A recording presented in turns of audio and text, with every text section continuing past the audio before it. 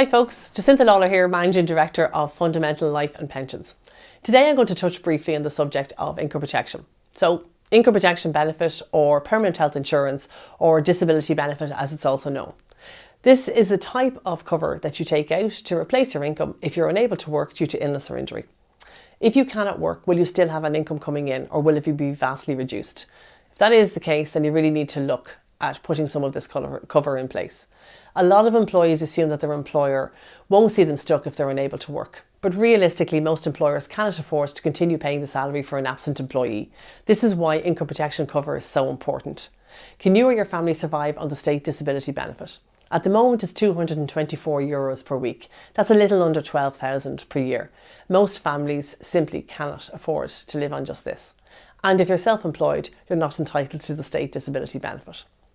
A worrying fact is that the age of a disability claimant in Ireland is under 50 years of age. It is actually 45 years of age for a woman and 49 years of age for a man. For most people, their single biggest asset over their working life is their income.